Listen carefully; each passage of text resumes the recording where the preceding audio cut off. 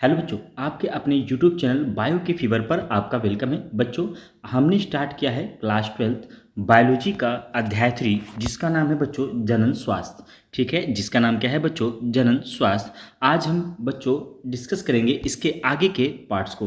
पिछले अध्याय में हमने बच्चों बहुत सारे प्रोटेक्शन यानी कंडोम्स के बारे में और गर्भ निरोधक गोलियों के बारे में हमने डिस्कस कर रखा है। सहेली, मालाडी, बहुत सारी गोलियों के बारे में हमने डिस्कस कर रखा है जो प्रेगनेंसी को स्टॉप करता है। बच्चों, आज जो हम पढ़ने वाले हैं शल्य क्रिया विधि, जिन्हें हम बाध्यकरण भी कहते हैं, या एक तरह से आप कह लें तो बच्चों ये नसबंदी के बारे में पढ़ना है आपको। ठीक है, आइए पढ़ते हैं, देखते हैं क्या है आगे की चीज़ें। बच्चों, अगर अभी तक आपने चैनल को सब्सक्राइब नहीं किया तो चैनल को जरूर सब्सक्राइब करिएगा, वीडियो को ज़्यादा से ज़्यादा शेयर करिए, साथ ही बेल आइकन को प्रेस करिएगा। शल्य क्रिया विधि, जिन्हें बाध्यकरण भी कहते हैं, प्राय उन लोगों के लिए सुझाई जाती है जिन्हें आगे गर्भावस्था नहीं चाहिए। पिछली जो अध्याय में आपने पिछले पार्ट्स में जो पढ़ा वो सारी विधियां अस्थायी थी, मतलब टेम्परेरी थी। ठीक है, लेकिन ये जो विधि है ये बच्चों अस्थाई है, यानी अगर एक बार हो गई तो दोबारा ये लौट के नहीं आएगी। कहने का मतलब, अगर एक बार नसबंदी हो गई तो जीवन में कभी भी आप बच्चे प्रोड्यूस नहीं कर सकते। ठीक है, वे इसे अस्थायी माध्यम के रूप में पुरुष स्त्री में से एक अपनाना चाहते हैं।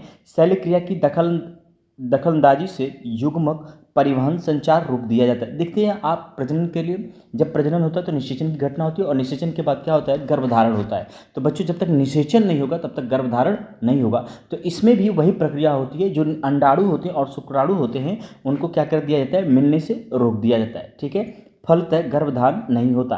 बाध्यकरण प्रक्रिया को पुरुषों के लिए शुक्रवाहक या उच्छेदन या फिर वैसेक्टॉमी कहते हैं। अगर नसबंदी पुरुषों में हुई तो उसे हिंदी में उच्छेदन कहेंगे, शुक्रवाहक उच्छेदन कहेंगे, और इंग्लिश में बच्चों बोलते हैं वैसेक्टॉमी। तथा महिलाओं के लिए डिंबवाहिनी फैलोपी नलिका उच्छेदन या फिर इसे बोलते हैं ट्यूबेक्टॉमी। तो ज़्यादातर पॉपुलर नाम बच्चों वैसेक्टॉमी और ट्यूबेक्टॉमी है। ठीक है, ध्यान रखिएगा।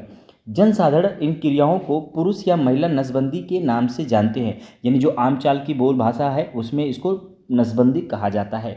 शुक्रवाहक उच्छेदन में अंडकोश यानी स्कॉर्टम शुक्रवाहक में चीरा मारकर छोटा सा भाग कटकर निकाल अथवा बांध दिया जाता है। ठीक है, जबकि स्त्री के उदर में छोटा सा चीरा मारकर अथवा योनि द्वारा डिंबवाहिनी नली का छोटा सा भाग निकाल या बांध दिया जाता है। यह तकनीकें बहुत ही प्रभावशाली होती है, इनमें पूर्वस्थित लाने की गुंजाइश बहुत ही कम होती है। यानी अगर एक बार ये प्रक्रिया हो गई तो दोबारा आप प्रजनन कर सकते हैं, लेकिन बच्चे प्रोड्यूस नहीं कर सकते। तो नसबंदी एक ऐसी अस्थायी विधि है जिसके द्वारा अगर एक बार हो गई तो दोबारा बच्चे प्रोड्यूस नहीं किए जा सकते। ठीक है बच्चों, आइए इसको डायग्राम की मदद से हम समझते हैं। आगे देखिए, यहाँ पे डायग्राम जो बच्चों है उसको हम डिस्कस करते हैं। ठीक है, डायग्राम के माध्यम से चीज़ों को हम समझने का प्रयास करेंगे। देखिए बच्चों, जो पहला है, ठीक है, जो पहला है इसमें देखिए शुक्रवाहिक उच्छेदन है। क्या है? शुक्रवाहिक उच्छेदन है। और दूसरे में देख सकते हैं आप, ठीक है, डिंबवाहिनी नली, ठीक है, डिंबवाहिनी नली उच्छेदन है। तो इस तरह से चीज़ों को आप समझ सकते हैं बच्चों। ठीक है, देखिए यहाँ पे, ये देखिए पुरुषों में क्या होता है, यहाँ पे शुक्राणु बनते हैं, यहाँ पे क्या बनते हैं? शुक्राणु बनते हैं, और शुक्राणु ट्रेवल होके यहाँ से इस रास्ते से ये बाहर निकलते हैं। तो बीच में इन्होंने क्या किया है बच्चों? देखिए, इन्होंने यहाँ तक बीच में कट करके बांध दिया है, यानी स्पर्म तो बनते हैं लेकिन स्पर्म बाहर नहीं निकल पाते। जब स्पर्म ही नहीं आएगा तो अंडाणु से मिलेगा नहीं और प्रजनन की घटना नहीं होगी। ठीक है, सेम इसी में होता है। यहाँ पे देखिए अंडाणु बनता है, अब अंडाणु यहाँ से चलेगा, यहाँ से चलने के बाद ये इस रास्ते से होते हुए यहाँ पे आ जाता है। ठीक है, यहाँ से चलेगा और यहाँ पे आ जाता है। यहीं पे प्रजनन की घटना आप कह सकते हैं कि यहीं पे निषेचन होता है, प्रजनन नहीं, निषेचन की घटना होती है। तो इन्होंने क्या किया बच्चों? देखिए यहाँ पे जो अंडाणु बनता है यहाँ तक तो आएगा, लेकिन यही रास्ते को इन्होंने बैन कर दिया। यहाँ पे देखिए कट करके टाइटली बांध दिया है, ये इस पर अंडाणु आगे नहीं आएंगे। तो देखिए, अगर महिलाओं में होगा तो अंडाणु आगे नहीं आएगा, पुरुषों में होगा तो शुक्राणु नहीं आएगा। तो इस तरह से अंडाणु और शुक्राणु को मिलने से रोका जाता है। इस क्रिया को ही बच्चों हम क्या कहते हैं? इस क्रिया को ही हम नसबंदी के नाम से या बंधीकरण के नाम से जानते हैं। अगर पुरुषों में होगा तो ट्यूबेक्टॉमी और महिलाओं में होगा तो वैसेक्टॉमी। ठीक है, यहाँ पे कुछ इंपॉर्टेंट डिस्कस करना है, कुछ बातें हैं जिसको आपको समझना चाहिए कि ये चीज़ें किस बारे में बात हो रही है। ठीक है, देखिए आइए यहाँ पर, ठीक है बच्चों, यहाँ पर इस बात पर जोर देने की जरूरत है कि उपयुक्त गर्भनिरोधक उपायों का चुनाव एवं उपयोग किसी शिक्षित चिकित्सा कर्मी या विशेषज्ञ के परामर्श द्वारा ही किया जाना चाहिए। यानी जितनी भी आपने ऊपर पढ़े हैं, जितनी चीज़ें पढ़ी हैं, आपको ये एक अनुभवी डॉक्टर या प्रशिक्षित जो नर्स होती है उसके द्वारा ही इस्तेमाल करना चाहिए। ठीक है, उससे आपको इन सब चीज़ों को इस्तेमाल करवाना चाहिए। आगे आगे हम बात करेंगे बच्चों कि प्रत्येक व्यक्ति को अवश्य ध्यान में रखना चाहिए कि जनन स्वास्थ्य के रख रखाव हेतु गर्भनिरोधक नियमित रूप से अपेक्षित नहीं है, यानी प्रॉपर इसका सेवन आप नहीं कर सकते। वास्तव में इनका उपयोग प्राकृतिक प्रक्रिया जनन जैसी गर्भधान समग्रता के विरुद्ध, इन सब के बावजूद व्यक्ति को इन विधियों को इस्तेमाल करने के लिए विवश होना पड़ता है, फिर चाहे प्रेगनेंसी को रोकने या देरी करने पर अंतराल रखने का कोई निजी कारण ही रहा हो। ठीक है, इसमें संदेह नहीं कि इन विधियों के व्यापक उपयोग ने जनसंख्या के अनियंत्रित वृद्धि को रोकने में महत्वपूर्ण भूमिका निभाई है। फिर भी इन उपायों के संभावित दुष्प्रभावों में भी मतली, उदारीय पीड़ा, बीच बीच में रक्तस्राव, अनियमित अंतराव यानी मेंस्ट्रुअल साइकिल, यहाँ तक कि स्तन कैंसर जैसी बातें हो सकती हैं। यद्यपि ये बहुत महत्वपूर्ण नहीं है, फिर भी इनकी पूरी तरह से उपेक्षा नहीं की जा सकती। ऐसा नहीं माना जा सकता कि अगर आप गर्भ निरोधक का सेवन करते हैं तो बीमारियां नहीं होंगी, साइड इफेक्ट नहीं होंगी। उनमें कुछ जैसे पेट में दर्द होना शुरू हो जाएगा, ठीक है, बीच बीच में रक्तस्राव आना हो जाएगा, जो मेंस्ट्रुअल साइकिल टाइम पे थी वो इरेगुलर हो जाएगी, अपने टाइम से पहले या टाइम के बाद आएगी।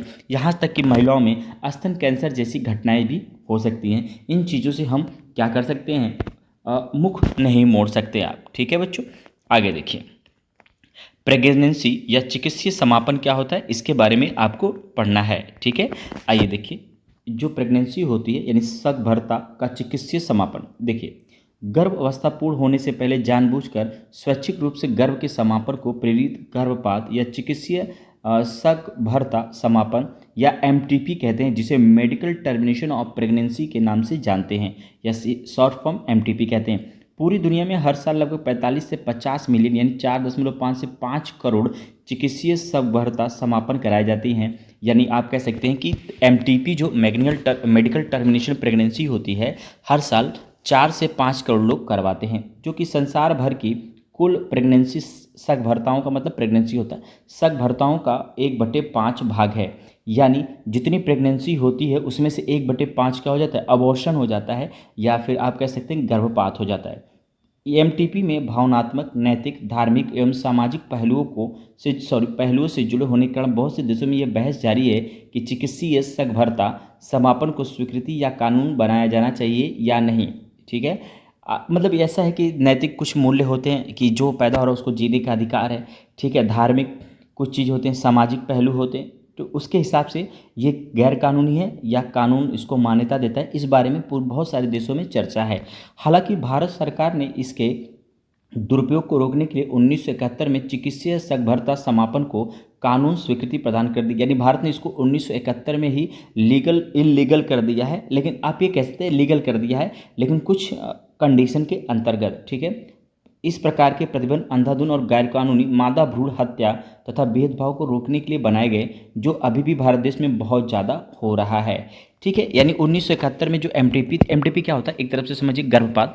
ठीक है, अगर इन्होंने लिंग की जांच कर ली, लिंग में अगर महिला या मादा भ्रूण हुआ तो उसकी ये गर्भपात करा देते थे। तो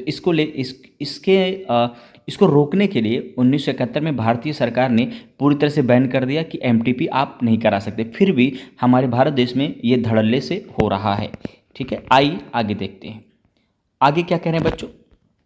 आगे ये कह रहे हैं कि चिकित्सीय सकभरता समापन क्यों होना चाहिए। ठीक है, आइए देखिए, निश्चित तौर पर इसका उत्तर अनचाही सकभरताओं से मुक्ति पाना, फिर चाहे वो लापरवाही से किए असुरक्षित यौन संबंधों का परिणाम हो, या मैथुन के समय गर्भनिरोधक उपायों के असफल या बलात्कार जैसी घटनाओं के कारण हो। इसके साथ ही चिकित्सीय सकभरता समापन की अनिवार्यता कुछ विशेष मामलों में भी होती है, जहां सकभरता बने रहने की स्थिति में मां अथवा भ्रूण अथवा दोनों के लिए हानिकारक अथवा घातक हो सकती है। ठीक है, ऐसा नहीं कि पूरी तरह से इसको बैन कर दिया गया। कुछ लीगल कंडीशन के अंतर्गत, जैसे कोई किसी के साथ रेप हो गया, कोई अनचाहा प्रेगनेंसी है जिसको वो समाज नहीं एक्सेप्ट करेगा, तो इन सबको हम एमटीपी कर सकते हैं। आइए, सकभरता की पहली तिमाही में अर्थात सकभरता के 12 सप्ताह तक अवधि में कराया जाने वाला चिकित्सीय सकभरता समापन अपेक्षाकृत काफ़ी सुरक्षित माना जाता है।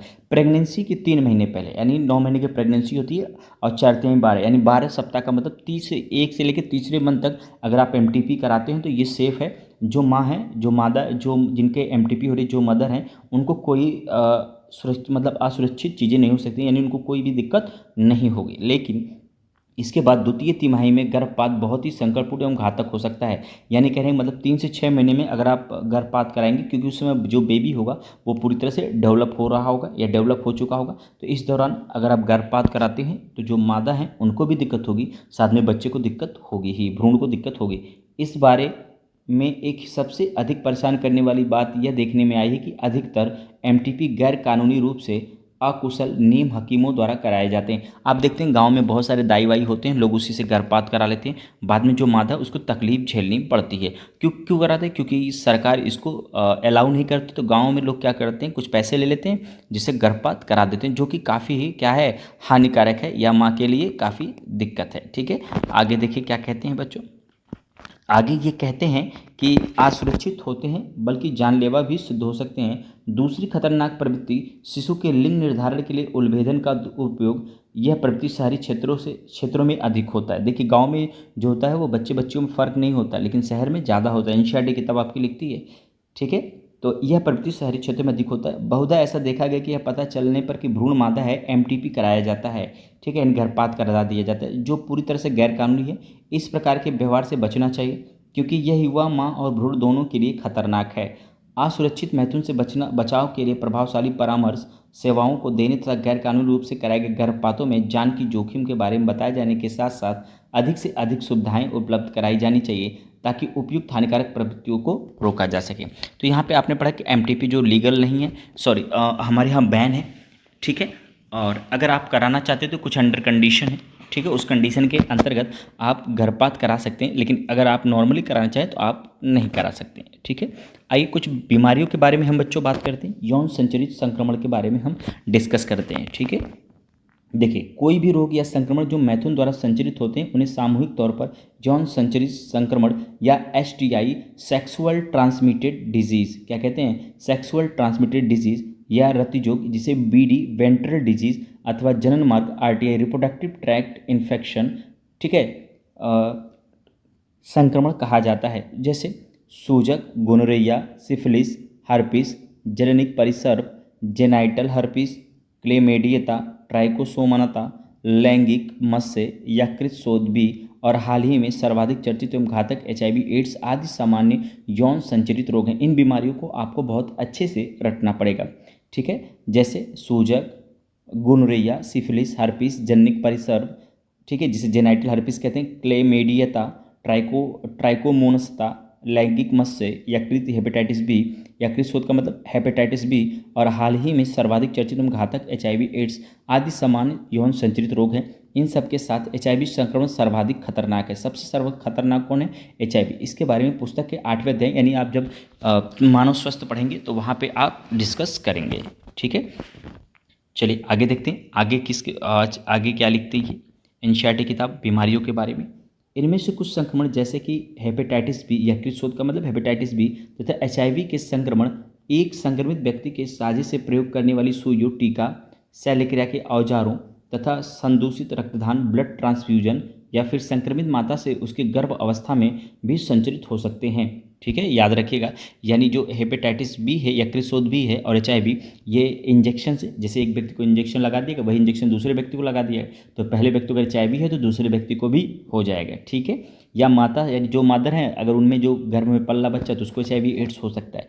ठीक है, यानी बॉडी का जो लिक्विड है एक दूसरे के कॉन्टैक्ट में आएगा तो वो एक दूसरे को क्या करेगा, अफेक्ट करेगा। चलिए आइए देखिए, ब्लड ट्रांसफ्यूजन मतलब चढ़ाने वाला, या फिर संक्रमित माता से गर्भ से संचरित हो सकते हैं। आइए, यकृत शोथ बी, जननिक परिसर्प तथा एचआईवी भी संक्रमण को छोड़कर बाकी सभी यौन रोग पूरी तरह से उपचार योग्य हैं। यानी हेपेटाइटिस बी और जननिक परिसर्प और एचआईवी का जो इलाज है अभी पॉसिबल नहीं है। इसको छोड़ के जितनी भी बीमारियां हैं उन सब का इलाज पॉसिबल है जो यौन संचित रोग के अंतर्गत आते हैं, बशर्ते कि उन्हें शुरुआती अवस्था में पहचानना एवं उनका उचित ढंग से पूरा इलाज कराया जाए।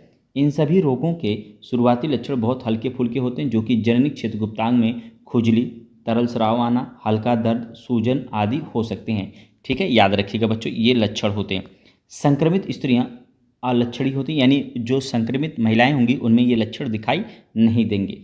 ठीक है, कभी कभी उनमें संक्रमण के लक्षण प्रकट नहीं होते और इसलिए लंबे समय तक उनका पता नहीं चल पाता।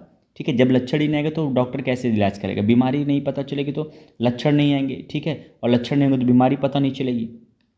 संक्रमण की प्रारंभिक अवस्था में लक्षणों का प्रकट न होना या उनका कम महत्वपूर्ण होना तथा यौन संचरित संक्रमणों से जुड़े सामाजिक कलंक का डर संक्रमित व्यक्ति को समय पर जांच और उचित उपचार से रोकता है। जैसे किसी व्यक्ति को HIV एड्स हो गया तो अगर मोहल्ले वाले जान जाएंगे तो लोग उनसे घृणा करने लगेंगे, समाज उसको एक्सेप्ट नहीं करेगा। तो इस वजह से लोग क्या करते हैं, अपने आप को दबा के रखते हैं, लोगों को जाहिर नहीं करते कि उनको ये बीमारी है, जिस वजह से ये बीमारी बढ़ती जाती है, ठीक है। आइए देखते हैं आगे बच्चों, ठीक है। इसके कारण आगे चलकर जटिलताएं पैदा हो जाती, कॉम्प्लेक्स हो जाता है, जो कि श्रेणी सोच यानी PID, ठीक है, गर्भपात, मातृ शिशु जन्म, आस्थनिक सगर्भता, बाध्यता अथवा जनन मार्गों का कैंसर हो सकता है। यौन संचरित संक्रमण स्वास्थ्य समाज के लिए खतरा है, याद रखिएगा ये लाइन जो है, यौन संचरित संक्रमण स्वास्थ्य समाज के लिए खतरा है, यानी अगर यौन संचरित बीमारियां होंगी तो समाज में खतरा बढ़ जाएगा, ठीक है। इसलिए इनकी प्रारंभिक अवस्था में पहचान तथा रोग के उपचार को जनन स्वास्थ्य सेवा कार्यक्रम के अंतर्गत प्रमुखता दी गई है, ठीक है। यद्यपि सभी लोग इन संक्रमण के प्रति अति संवेदनशील हैं, लेकिन 15 से 24 वर्ष आयु वर्ग के लोगों में इनकी घटनाएं बहुत अधिक संख्या में दर्ज की गई है। यह आयु वर्ग जिसमें आप भी आते हैं, लेकिन घबराइए मत, इससे बचाव का उपाय है, ठीक है। अगर मान लीजिए इनमें से कोई बीमारी आपके अंतर्गत हो गई है शरीर में, तो इसके बहुत सारे उपाय हैं जो आगे ये डिस्कस होंगे, ठीक है। चलिए ये देखते हैं क्या कहते हैं ये बच्चों। ये तो आपके ही हाथों में, आप इन संक्रमणों से पूरी तरह मुक्त रह सकते हैं, बशर्ते कि आप भविष्य में नीचे दिए गए साधारण नियमों का पालन करें। तो आपको कुछ नियम दिए गए जो आपको पालन करना है, ठीक है। आइए, किसी अनजान व्यक्ति या बहुत से व्यक्तियों के साथ यौन संबंध ना रखें। मैथुन के समय सदैव कंडोम का इस्तेमाल करने की कोशिश करें। यदि कोई आशंका है तो तुरंत ही प्रारंभिक जांच के लिए किसी योग्य डॉक्टर से मिलें और रोग का पता चले तो पूरा इलाज कराएं, ठीक है बच्चों। इतनी चीज़ें आपको ध्यान देने की आवश्यकता है, ठीक है। अब आगे जो हमारा टॉपिक है वो लास्ट हेडिंग है बच्चों, ठीक है। इसके साथ ही ये एनसीईआरटी का अध्याय 3 है वो खत्म हो जाएगा बच्चों, ठीक है। आइए देखते हैं अब लास्ट पॉइंट जो कि काफ़ी इंपॉर्टेंट है, डिस्कस करेंगे इसके बारे में, बाध्यता, ठीक है। बाध्यता के बारे में चर्चा किए बिना जनन स्वास्थ्य पर चर्चा अधूरी है, यानी बिना इसके बात करने पे जनन स्वास्थ्य क्या है, अधूरा है। भारत सहित पूरी दुनिया में बहुत सी दंपत्ति बांधे यानी बांझपन है, अर्थात उन्मुक्त या असुरक्षित सहवास के बावजूद वे बच्चा पैदा कर पाने में असमर्थ होते हैं। इसके अनेक कारण हो सकते हैं, जो कि शारीरिक, जन्मजात, रोगजन्य, औषधिक, प्रतिरक्षात्मक, यहाँ तक कि मनोवैज्ञानिक भी हो सकते हैं, ठीक है। यानी अगर किसी को बच्चा प्रोड्यूस हो रहा है, नहीं हो रहा है, तो उन्हें हम क्या कहते हैं, बाध्यता यानी बांझपन कहते हैं। इसके बहुत सारे रीजन हो सकते हैं जो आपने ऊपर देखे, ठीक है बच्चों। आगे, भारतवर्ष में प्राय दंपतियों में बच्चा ना होने का दोष स्त्रियों को ही दिया जाता है, जबकि प्राय ऐसा नहीं होता। यह समस्या पुरुष साथी में भी हो सकती है, जरूरी नहीं कि अगर बच्चा पैदा नहीं तो इसके लिए महिला ही दोष है, पुरुष भी दोषी बराबर के हो सकते हैं, ठीक है। आइए, विशिष्ट स्वास्थ्य सेवा इकाई यानी बाध्य क्लिनिक आदि नैदानिक जांच में सहायक हो सकती हैं और इनमें से कुछ विकारों का उपचार करके दंपतियों को बच्चा पैदा करने में मदद दे सकते हैं। फिर भी जहां ऐसे दोषों को ठीक करना संभव नहीं है, वहां कुछ विशेष तकनीकी द्वारा उनको बच्चा पैदा करने में मदद की जाती है। ये तकनीकी क्या कहलाती हैं बच्चों, ये तकनीकी जो कहलाती हैं वो कहलाती हैं सहायक जनन प्रौद्योगिकी, ART कहलाती है। क्या कहलाती है बच्चों, ART कहलाती है, ठीक है। ये बहुत ही पॉपुलर टेक्निक है जो कि इस्तेमाल की जाती है, ठीक है। आइए, जिसे बोलते हैं IVF, ठीक है। क्या बोलते हैं, IVF, इन विट्रो फर्टिलाइजेशन। क्या बोलते हैं, IVF फुल फॉर्म है, आई का मतलब इन, वी का मतलब विट्रो और एफ का मतलब फर्टिलाइजेशन हो जाता है, जिसे हिंदी होती है पात्र निषेचन। क्या होता है, पात्र निषेचन, अर्थात शरीर से बाहर लगभग शरीर के भीतर जैसी स्थितियों में निषेचन। यानी शरीर के अंदर निषेचन करने की क्षमता नहीं होगी तो शरीर के जो एनवायरनमेंट होता है उसी के हिसाब से शरीर के बाहर निषेचन की प्रक्रिया कराई जाती है, ठीक है। इसे हम IVF के तहत पढ़ते हैं। आइए आगे देखते हैं बच्चों। निषेचन के द्वारा भ्रूण स्थानांतरण, ET, एम्ब्रियो ट्रांसफर एक ऐसा उपाय हो सकता है। इस विधि में, जिसे लोकप्रिय रूप से टेस्ट ट्यूब बेबी कार्यक्रम के नाम से जाना जाता है, इसमें प्रयोगशाला में पत्नी का या दाता स्त्री के अंडे से पति अथवा दाता पुरुष से प्राप्त किए गए शुक्राणु को एकत्रित करके प्रयोगशाला में अनुरूपी परिस्थितियों में युग्मनज बनाने के लिए प्रेरित किया जाता है। यानी जो शुक्राणु देने वाला है या जो अंडाणु देने वाला है उससे लेके एक टेस्ट ट्यूब में रखकर उसको अंडाणु और शुक्राणु को मिला दिया जाता है, जिससे निषेचन की घटना हो सकती है। और निषेचन होने के बाद क्या बन जाता है? युग्मनज बन जाता है।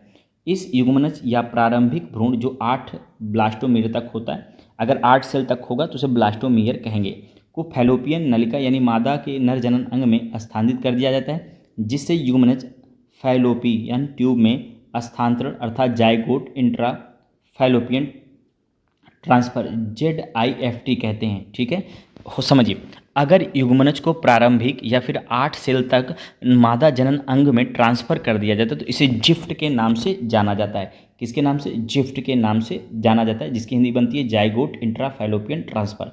और जो भ्रूण 8 ब्लास्टोमेर से अधिक का होता है तो उसे परिवर्धन हेतु गर्भाशय में स्थानांतरित कर दिया, इससे इंट्रा यूट्राइन ट्रांसफ़र या IUT कहते हैं। जिन स्त्रियों में गर्भधारण की समस्या रहती है उनकी सहायता के लिए जीव निषेचन इन विवो फर्टिलाइजेशन, विवो का मतलब शरीर के अंदर, इन विवो फर्टिलाइजेशन स्त्री के भीतर ही युग्मकों का, ठीक है, कहाँ पे बच्चों? स्त्री के भीतर ही युग्मकों का निर्माण करा दिया जाता है। ठीक है, स्त्री के भीतर ही युग्मकों का संलयन से बनने वाले भ्रूणों को स्थानांतरण के प्रयोग में लाया जा सकता है। ऐसे मामले में जहां स्त्रियां अंडाणु उत्पन्न नहीं कर सकती लेकिन जो निषेचन और भ्रूण के परिवर्धन के लिए उपयुक्त वातावरण प्रदान कर सकती हैं, उनके लिए एक अन्य तरीका अपनाया जा सकता है। इसमें दाता से अंडाणु लेकर उन स्त्रियों के फैलोपियन नलिका में स्थानांतरित GIFT गैमीट इंट्राफैलोपियन ट्रांसफर कर दिया जाता है। ठीक है, क्या कर दिया जाता है? ट्रांसफ़र कर दिया जाता है। ठीक है, भ्रूण बनने के लिए, ठीक है बच्चों, आगे कह रहे हैं भ्रूण बनने के लिए अंतःकोश के शुक्राणु निक्षेपण ISI दूसरी विशिष्ट प्रक्रिया है जिसमें शुक्राणु को सीधे ही अंडाणु में अतिक्षेपित किया जाता है। बाध्यता के ऐसे मामलों में जिनमें पुरुष साथी स्त्री को वीर सेचित कर सकने की योग्य नहीं है, यानी वीर को गिराने योग्य नहीं है या वीर का निर्माण नहीं होता है, उनके लिए इस्तेमाल किया जाता है। ठीक है, जिसके स्खलित वीर्य में शुक्राणु की संख्या बहुत ही कम है, ऐसे दोष का निवारण कृत्रिम वीर्य सेचन AI आर्टिफिशियल इंसेमिनेशन तकनीकी से किया जा सकता है। इस तकनीक में पति या स्वस्थदाता से शुक्र लेकर कृत्रिम रूप से या तो स्त्री की योनि में अथवा उसके गर्भाशय में प्रविष्ट कर दिया जाता है। इसे अंतः गर्भाशय वीर्य सेचन इंट्रा यूट्राइन इंसेमिनेशन कहा जाता है। यद्यपि बहुत सारे विकल्प उपलब्ध हैं, किंतु इन सभी तकनीकों में विशेषीकृत व्यावसायिक विशेषज्ञों द्वारा ही क्रियाओं हेतु अति उच्च परिशुद्धता पूर्ण संचालन की आवश्यकता होती है और ये बहुत महंगी भी होती है, काफ़ी कॉस्टली होती है बच्चों। ठीक है, आप समझिए कि ये काफ़ी महंगी होती है, जिस वजह से सब लोग अफोर्ड नहीं कर सकते इसको। ठीक है, आगे कह रहे हैं इसलिए पूरे देश, ठीक है, इसलिए पूरे देश में ये फिलहाल ये सुविधाएं केवल कुछ शहरों में ही उपलब्ध हैं। स्पष्ट है कि इनके लाभ केवल कुछ सीमित लोग ही वहन कर सकते हैं जिनके पास पैसा होगा। इन उपायों को अपनाने में भावनात्मक, धार्मिक तथा सामाजिक घटक भी काफ़ी निर्धारक होते हैं। इन सभी प्रक्रियाओं का अंतिम लक्ष्य संतान प्राप्ति है और भारत में अनेक अनाथ और दीनहीन बच्चे हैं जिनकी यदि देखभाल नहीं की जाए तो वे जीवित नहीं रहेंगे। ठीक है, वे जीवित नहीं रहेंगे। हमारा देश का कानून शिशु को कानून गोद लेने की इजाज़त देता है और जो दंपति बच्चे के इच्छुक हैं उनके लिए संतान प्राप्ति का ये सर्वोत्तम उपाय है। ठीक है, बहुत ईजी चैप्टर था बच्चों जिसको हमने डिस्कस किया। अब आगे हम डिस्कस करेंगे, ठीक है, 8वें चैप्टर को, जो कि काफ़ी महत्वपूर्ण है। ठीक है, तो आपने देखा कि जनन स्वास्थ्य को हमने कई भागों में पढ़ा है बच्चों। आई होप इस चैप्टर को आप पूरी वीडियो को कई पार्ट में हमने डिस्कस किया। अगर 4 से 5 पार्ट में है, अगर इस 4 से 5 पार्ट बच्चों आपने पढ़े तो आपको ये जनन स्वास्थ्य चैप्टर पूरी तरह से तैयार हो जाएगा। मिलते हैं अगले वीडियो में अगले टॉपिक के साथ, तब तक के लिए धन्यवाद। चैनल को सब्सक्राइब करें और वीडियो को ज़्यादा से ज़्यादा शेयर करें और बेल आइकन को प्रेस करें। धन्यवाद।